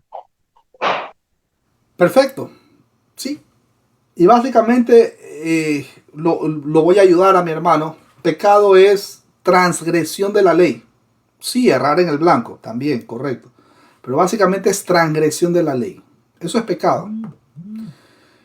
Y yo pregunto. Si pecado es transgresión de la ley. Y Primera de Juan, capítulo 1, versículo 8. Y Primera de Juan 1:10. Dice que el que dice que no peca, lo hace mentiroso a Jesús. Eso quiere decir pues que nosotros no pecamos o que todos pecamos. ¿Qué opinan?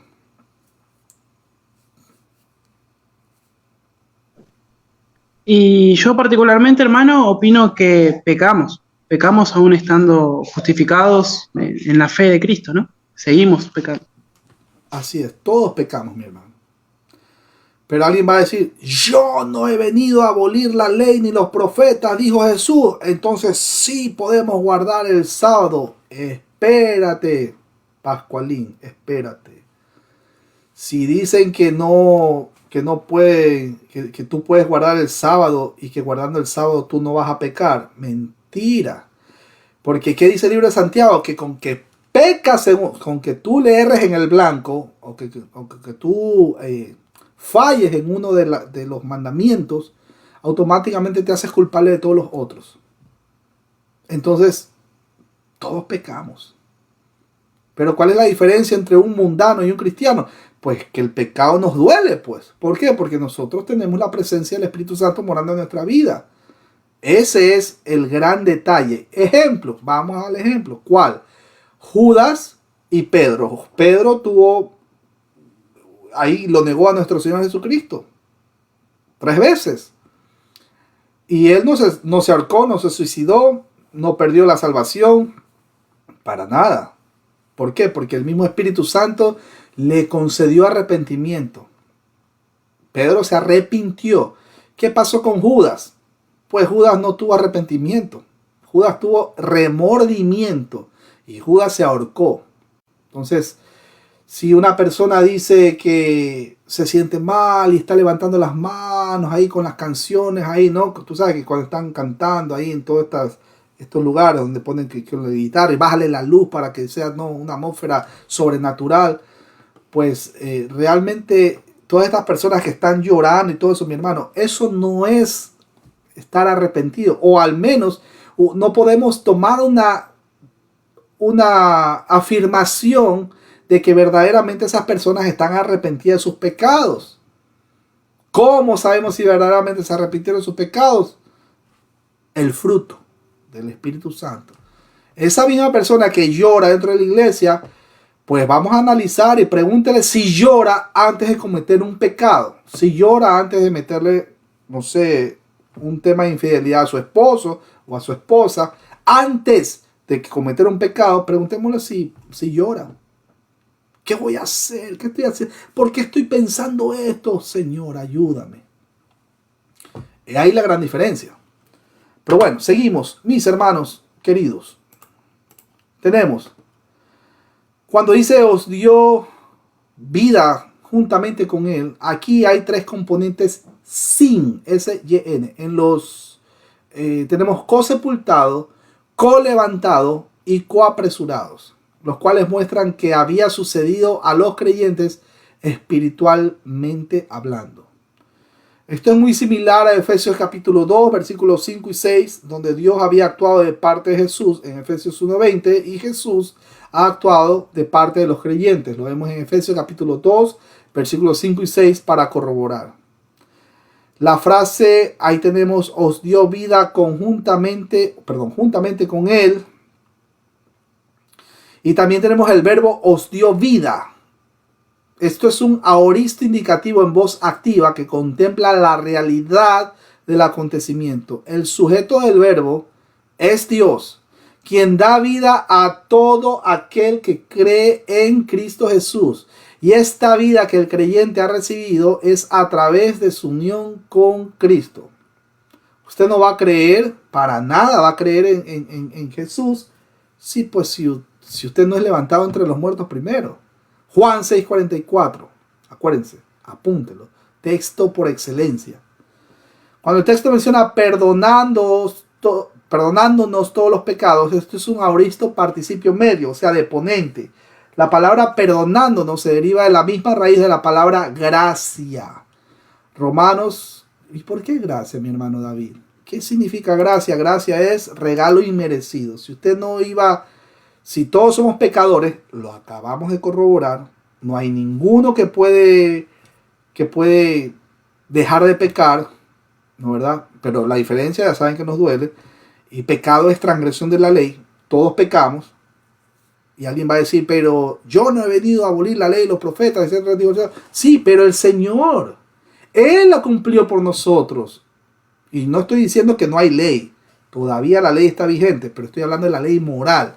Pero toda la ley en general, Cristo Jesús se la llevó a la cruz. Hizo el sacrificio. Cuando Él dijo, tetelestai, consumado es, hasta aquí he pagado en su totalidad.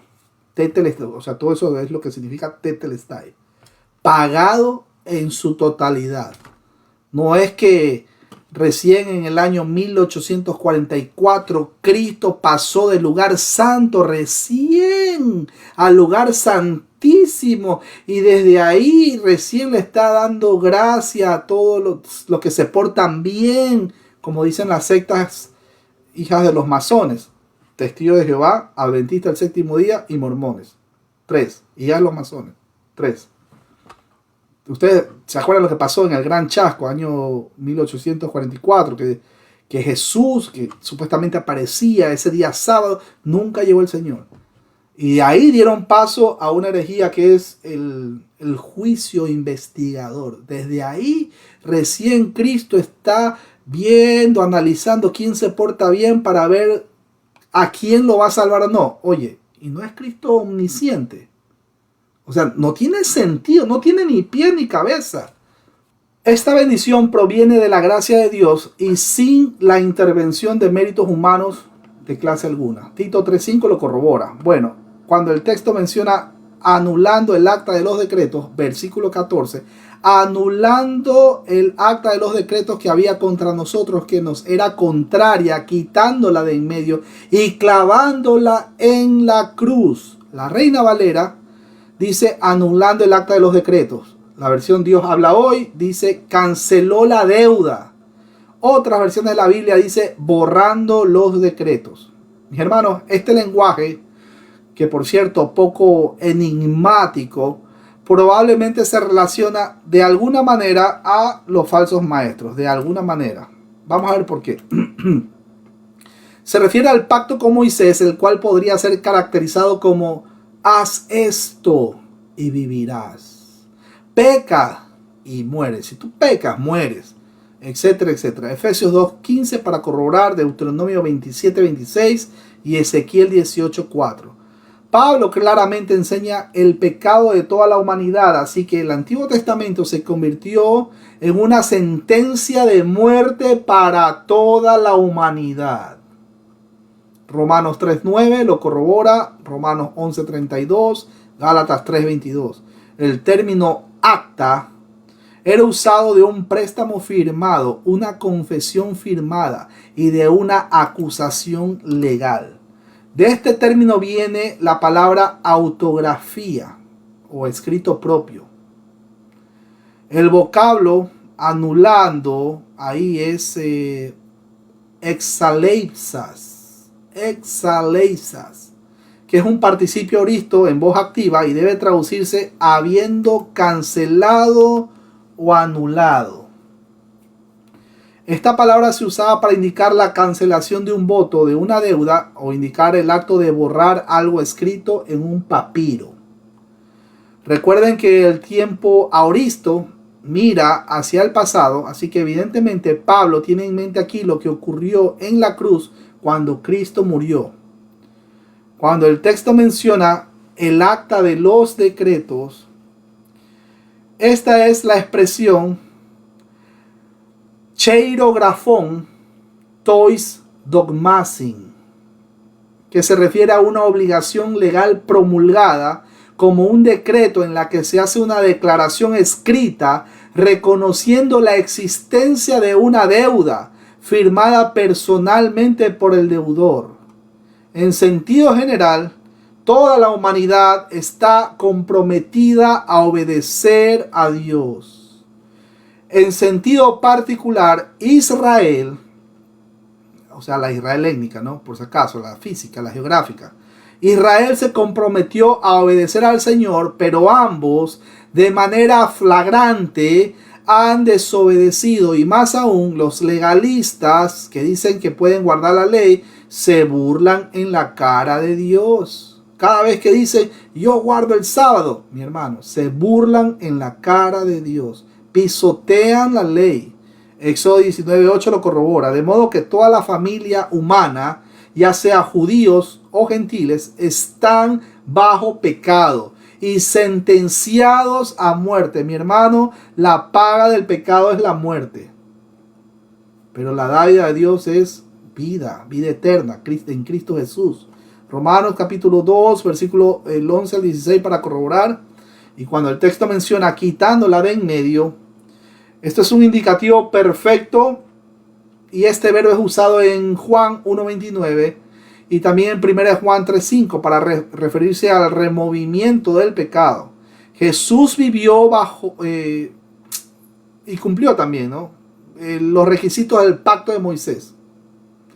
E hizo lo que la humanidad caída y pecadora jamás podía haberla hecho. Si alguien dice que pudo haber guardado la ley, mentiras del diablo, mentiras. Yo guardo el sábado. Te burlaste en la cara de Dios.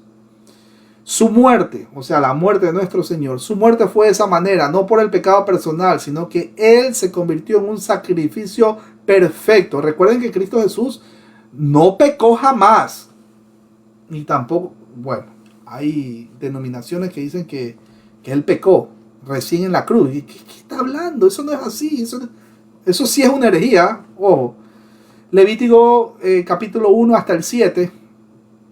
Ahí estamos hablando del sacrificio perfecto por el pecado. Él se convirtió en maldición para que la humanidad pudiera ser liberada de la maldición de la ley.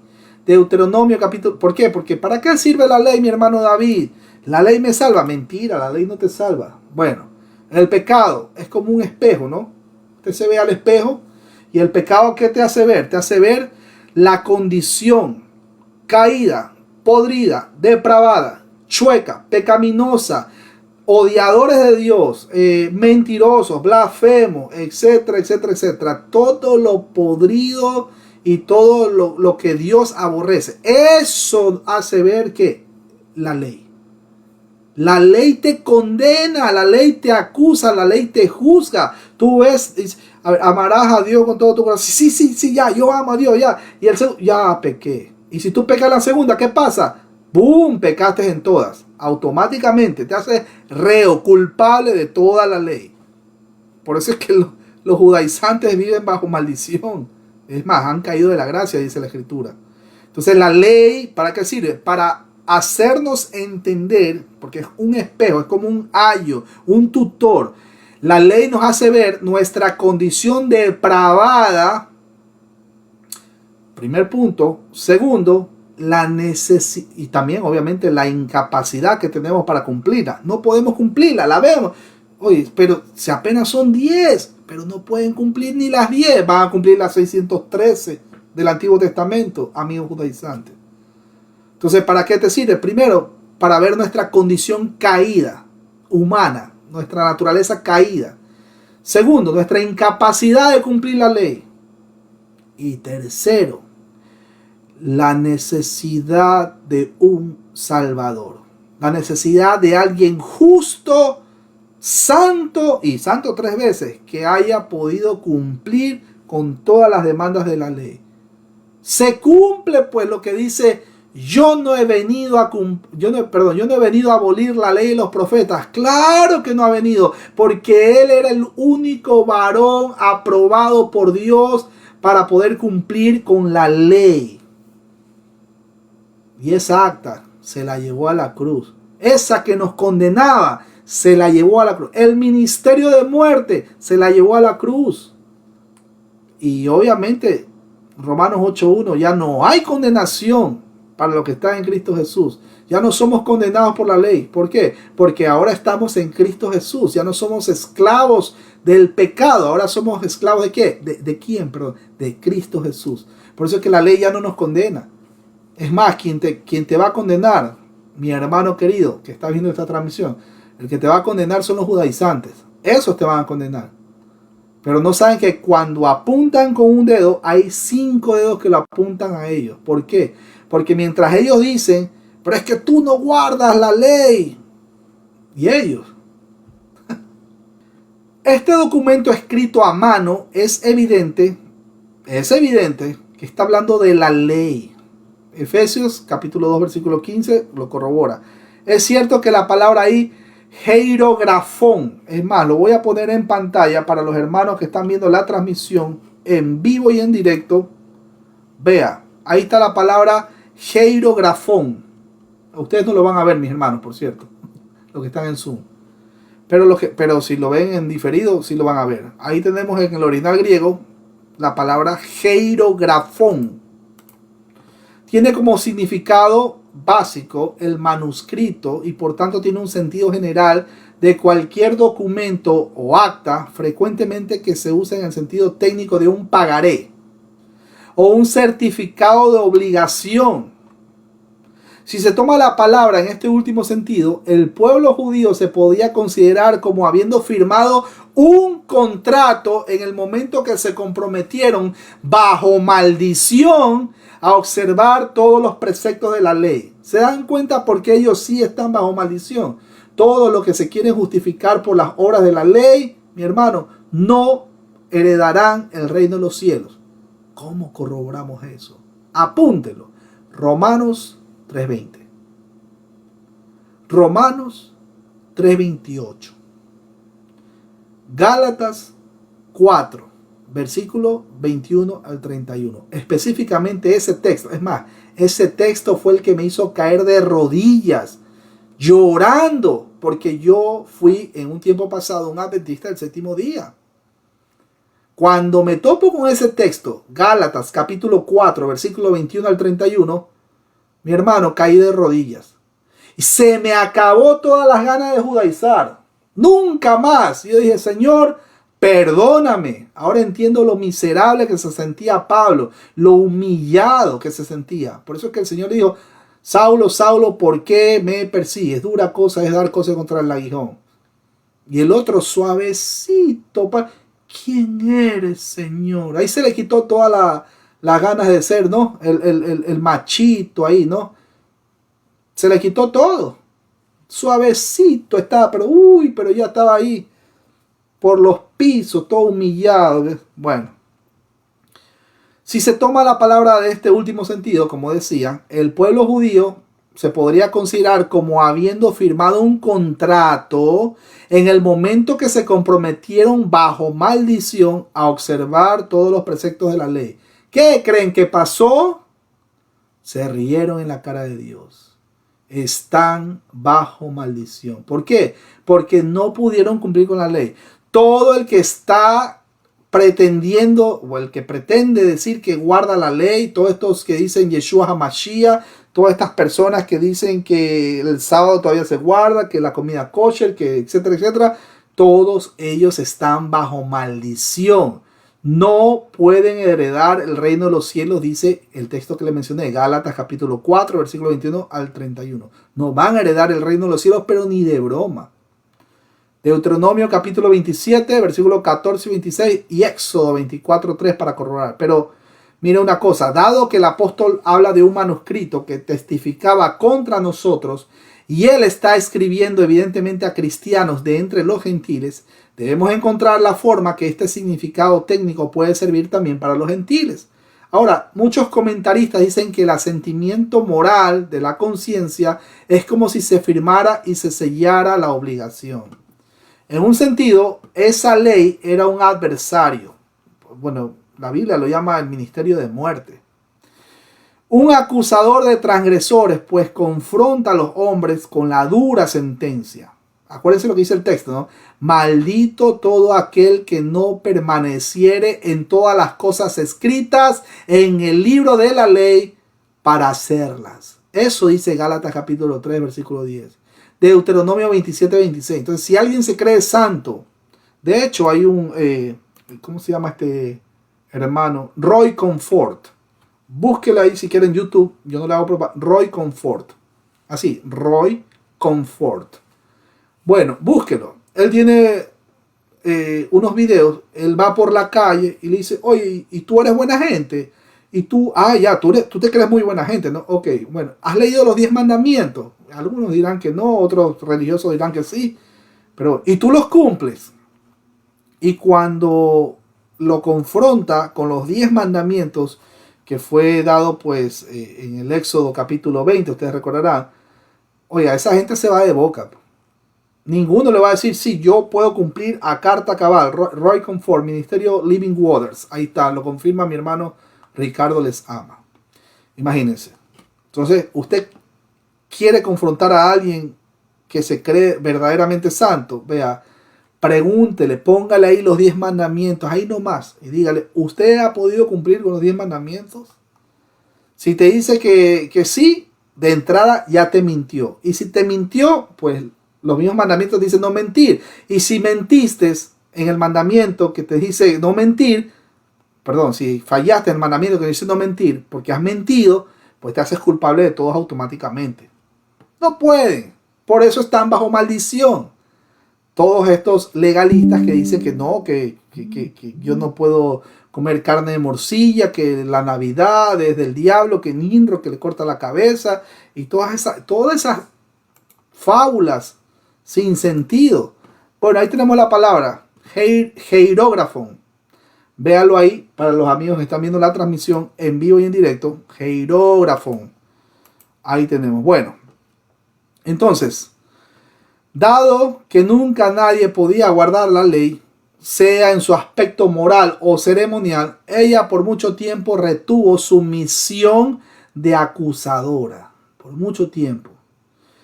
Pero con la venida de Cristo, quien nació para morir, un gran cambio aconteció. Pablo dice entonces a los colosenses, acosados como estaban por los falsos maestros que trataban de a toda costa de imponer sobre ellos la ceremonia del judaísmo, más otras que se habían inventado por ellos, que Dios ha abrogado completamente ese documento con todas sus demandas legales. La expresión sinónima quitó de en medio, que significa la abrogó por completo, indica que no se debe hacer énfasis en el significado literal, pues aquí no se menciona el levantamiento literal de una firma o de una misión de deuda, sino la completa destrucción de la ley, considerada como un código de reglas y ordenanzas. Mi hermano, ¿qué dice Mateo capítulo 22, versículo del 26 al 30? En la última parte, cuando dice, maestro, ¿cuál es el gran mandamiento de la ley? Y él le dice, no, mira el orden. Amarás a Dios con todo tu corazón, con toda tu mente, ¿verdad? Y el segundo es similar. Ama a tu prójimo como a ti mismo. Y a la última línea, véalo, acuérdese, Mateo 22, versículo del 36 al 40. La última línea dice, contra tales cosas no hay ley. Usted ama al prójimo, usted ama a Dios y ama al prójimo, vea, contra usted no es la ley. Eso no va para usted. Alguien va a decir por ahí, no, un judaizante va a decir, si no hay ley, entonces, ya pues, yo puedo asaltar un banco y yo puedo, no sé, matar. O sea, si usted quiere matar, hágalo. Nosotros los cristianos no lo vamos a hacer. Pero si usted dice que quiere matar, pues eso simplemente es, acuérdese lo que dice la Escritura, de la abundancia del corazón habla la boca. Contra usted sí hay ley, amigo judaizante. Contra usted sí hay, y por lo tanto, como lo está acusando, usted está bajo maldición. Y de paso estás caído de la gracia. Cristo no murió por ti. Ten mucho cuidado, arrepiéntete. Bueno, ¿cómo fue posible esto? Cuando dice clavándole en la cruz. Esto se refiere a cualquier notificación pública o a los cargos puestos sobre una persona crucificada. La cruz, es decir, la muerte de Jesús, el Señor, superó la hostilidad de la ley, o sea, los decretos del Antiguo Testamento. 2 Corintios capítulo 5, versículo 21 para corroborar. Dios anuló la ley cuando su Hijo satisfizo completamente su demanda perfecta en obediencia, llevó su maldición y cumplió sus sombras, tipos y ceremonias. La ley fue clavada con Cristo en la cruz cuando Él murió, y a causa de la naturaleza vicaria del sacrificio de Cristo, los creyentes ya no estamos bajo la ley, sino bajo la gracia. O sea, sí hay ley, pero la cumplió Cristo por nosotros. Ojo, pero ¿qué ha hallado Dios en nosotros por Cristo? ¿Qué? Gracia. ¿Qué es gracia? Regalo inmerecido. ¿Por qué regalo inmerecido? Porque no merecíamos ni un chupete, ni un caramelo. Merecíamos ir directamente al infierno a conocer a Al Capone. Imagínense. Romanos 6:14 para corroborar, Romanos 7:4, Gálatas 2:19. Esto no quiere decir que la ley moral haya perdido su significado para el creyente, y mucho menos puede significar que ahora debe dejar de amar a Dios por sobre todas las cosas. Cuidado, mis hermanos, no es que ha llegado, se ha acabado la ley moral. No, la ley moral está en nuestro corazón, solo que pues Dios la circuncidó, la grabó, circuncidó nuestro corazón, perdón, para grabar su ley moral en nuestro corazón. Eso. Bueno, Romanos capítulo 13, versículo 8 al 9, Gálatas 5, 14, y digo, el creyente encuentra en ella su máximo placer, pues con la presencia del Espíritu Santo en la vida de cada creyente, la obedece en gratitud por la salvación que ya ha recibido como una dádiva de la gracia soberana de Dios. O sea, no para ganar la salvación, no, sino como consecuencia de que ya la tiene, que es distinto. Y ha sido librado de la ley como un código de reglas y prescripciones, como un medio de obtener la salvación eterna y como una maldición que amenaza con destruirle. Ahora, la muerte de Cristo, mi hermano querido, ha abolido la deuda del pecado. Y dicha deuda fue clavada en la cruz y cancelada para siempre. Ahora el hombre pecador puede venir a la cruz y recibir el perdón de sus pecados y el regalo de la vida eterna sobre la base del sacrificio realizado por Cristo una vez y para siempre en beneficio del pecador. Recuerden lo que dice la Escritura, al que no conoció pecado, por nosotros lo hizo pecado, para que nosotros fuésemos hechos justicia de Dios en él. 2 Corintios 5, 21 para corroborar. Ahora, Dios exime a los pecadores de la sentencia que merecen a través de los sufrimientos y la muerte de Jesús. Acuérdense que nosotros teníamos esa acta que nos acusaba, esa sentencia de muerte, porque ninguno de nosotros pudo cumplir con la ley. Teníamos esa sentencia de muerte. Cristo se llevó esa sentencia, ven para acá. Tetelestai, aquí está el sacrificio hecho. Consumado es. Y nosotros, pues mis hermanos queridos, o sea, imagínense, por el código romano, o en el código romano, no se podía pagar 2 veces por un delito. O sea, no se podía condenar a 2 personas por un mismo delito. O sea, si ya existía esa falta, ¿verdad? La transgresión de la ley de Dios, ¿verdad? Que prácticamente la ley es el carácter de Dios. ¿Qué pasó? ¿Quién podía cumplirla? Ninguno. Hemos violado la ley de Dios, hemos pecado, somos pecadores, merecemos la muerte, porque la paga del pecado es la muerte. Y por cuanto el pecado entró por un hombre, así también el pecado pues pasó a todos los hombres. Todos somos pecadores, todos merecíamos la muerte, pero Cristo Jesús se llevó esa acta que nos condenaba. Tetelestai, hasta ahí es, consumado es. Entonces, claro, hay gente que pues cree que con sus obras, ellos en su propio esfuerzo humano pueden eliminar esa acta. Al contrario, esa acta para ellos como que está vigente. Versículo 15. Y despojando a los principados y a las potestades, los exhibió públicamente, triunfando sobre ellos en la cruz. La versión Reina Valera del año 1960 dice despojando. La versión Dios habla hoy dice venció. Y otras versiones de la Biblia dice desarmado. Este es un término raro. Un aoristo participio medio, es decir, deponente. Su etimología básica era el de quitarle la ropa y el casco a los soldados que estaban caídos y ya muertos. En este contexto relata la destrucción de los poderes del reino espiritual que eran hostiles a la humanidad por la deidad, o sea, el Padre y el Hijo.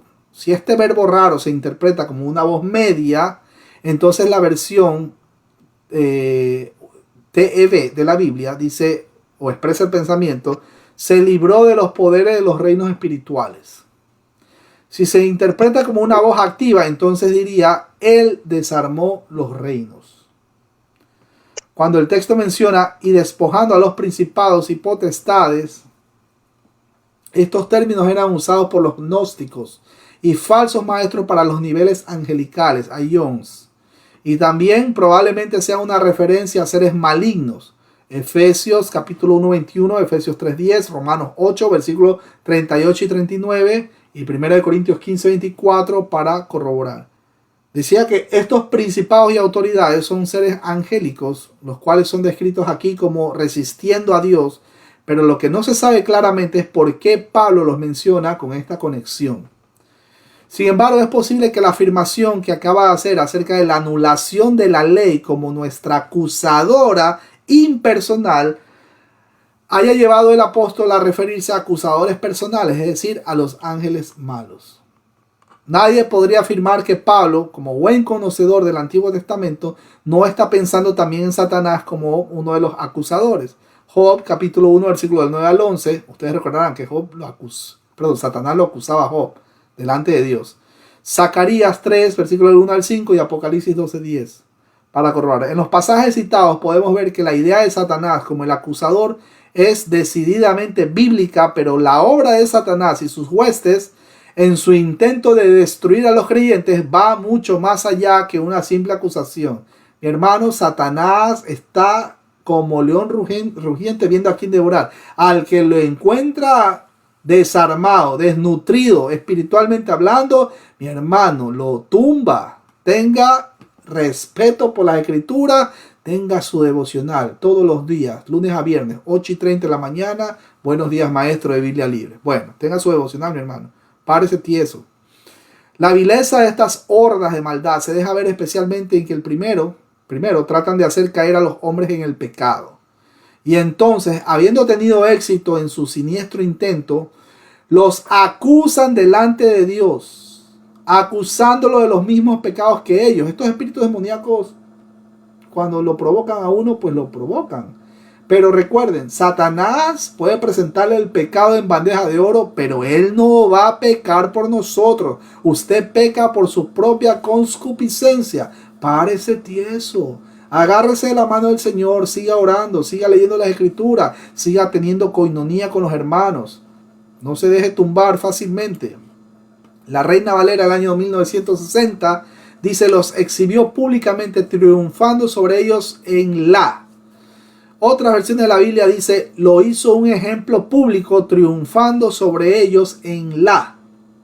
El panorama histórico para esto era de un desfile de triunfo hacia Roma por un general victorioso, y los cautivos marchaban tras él encadenados. 2 Corintios 2.14, ese es el contexto. 2 Corintios 2.14, contexto histórico. Por su muerte en la cruz y su resurrección, Jesús superó la maldición de la ley y los poderes angelicales hostiles. Las traducciones modernas ponen el pronombre al final del verbo y puede entenderse como a Cristo o la cruz. Ahora, cuando el texto menciona ahí, exhibió públicamente, el verbo ahí es un aoristo indicativo en voz activa de la palabra deimactizo. Deimactizo. El aoristo fija atención en el hecho ocurrido y el modo indicativo destaca la realidad del hecho. Este vocablo era usado como referencia a la exhibición de trofeos o esclavos ganados en batalla por un conquistador. También es el verbo que aparece en Mateo 1:19 con referencia al hecho de que José rehusó someter a María al escarnio público cuando la encontró embarazada. El cuadro que Pablo presenta aquí apunta al hecho de que en la cruz el Señor Jesucristo públicamente triunfó sobre las huestes de maldad. En la cruz, Cristo cargó con el pecado de la raza humana y por medio de la muerte venció decisivamente al que tenía el poder de la muerte. Eso dice Hebreos capítulo 2, versículos 14 y 15. Cuando el texto menciona triunfando sobre ellos en la cruz, ahí la palabra triunfando, en el original griego tenemos un aoristo participio en voz activa que significa llevar un triunfo. 2 Corintios 2.14. La figura es la de un victorioso líder militar, el emperador romano a la cabeza de la procesión triunfal de sus cautivos de guerra. Ese era uno de los honores más altos que un general romano pudo haber tenido. Tenía que ser él el comandante en jefe en el campo de batalla. Ahora, además la campaña tenía que haber sido completamente victoriosa. Versículo 16, lo dejamos para la próxima transmisión. Dice, por tanto, acuérdense cuando dice por tanto es como una bisagra, ¿no? Por tanto, o sea, mejor se lo digo así, por lo anteriormente expuesto, nadie os juzgue en comida o en bebida o en cuanto a días de fiesta, luna nueva o días de reposo. Eso, mis hermanos queridos, lo dejo para la próxima transmisión. Por tanto, así que mis hermanos queridos, si alguien tiene una pregunta, o mejor dicho, yo le voy a hacer la pregunta, pero antes déjenme tomar un poquito de agua. Si alguien tiene alguna pregunta, bienvenido sea. Se lo voy a preguntar yo mejor. Vamos a ver. Mi hermano Ricardo. No sé si esté por ahí mi hermano Ricardo Oviedo les ama. ¿Puede habilitar? Aquí mi hermano. Ahí está mi hermano Ricardo Oviedo. Bueno, si en el antiguo pacto, escuche la pregunta, si en el antiguo pacto estaba regido por el tú pecas y mueres, o también con haz esto y vivirás. ¿Cuál es la característica del nuevo pacto, el cual es el pacto de sangre derramado por Jesucristo para el perdón de los pecados de los suyos o de su pueblo? Buenas noches, mis hermanos. No pido disculpas que no enciendo la cámara, pero acá está lloviendo y hay algunos problemas de señal. Bueno, respondiendo a eso, pues como vimos en el estudio, mi hermano, Cristo cumplió con todas esas obras que el hombre no podría realizar. Cristo cumplió con esa ley. Y ahora la característica del nuevo pacto en Cristo es: cree en Jesús y serás salvo. Maravilloso. Ya ve que el hermano estaba atento al estudio. Maravilloso. Así es sencillo. Sencillito. Si en el antiguo pacto era haz esto y vivirás. En el nuevo pacto es cree y vivirás. Hay una gran diferencia. Hay una gran diferencia. Y a pesar de eso, en el antiguo pacto, cuando decía haz esto y vivirás, ¿ustedes creen que podían cumplirlo? No pudieron cumplir. Si no, entonces, ¿por qué el texto de Jeremías, capítulo 31, versículo del 31 al 34? El mismo Padre Celestial diciendo ellos, o sea, refiriéndose a los judíos en el Antiguo Testamento, invalidaron mi pacto. Invalidaron mi pacto, se rieron en la cara, mis hermanos, se rieron, y cada vez, y es lo mismo que pasa este tiempo cuando uno dice, pero es que yo guardo el sábado, se están riendo en la cara de Dios, no tienen temor de Dios. Hay que orar por ellos, porque de que están caídos de la gracia, están caídos de la gracia, no sé si completamente, pero están caídos de la gracia, dice el apóstol Pablo. Pero bueno, mis hermanos queridos, vamos a despedirnos en oración. Espero verlos en la próxima transmisión. Así que, ¿qué les parece si vamos a cerrar nuestros ojos? Y bueno, si alguien está manejando, no los vaya a cerrar, por favor. Solamente ore ahí con los ojos abiertos. Amado Padre, gracias te damos porque se ha predicado tu palabra. Muchas gracias porque tú has tenido...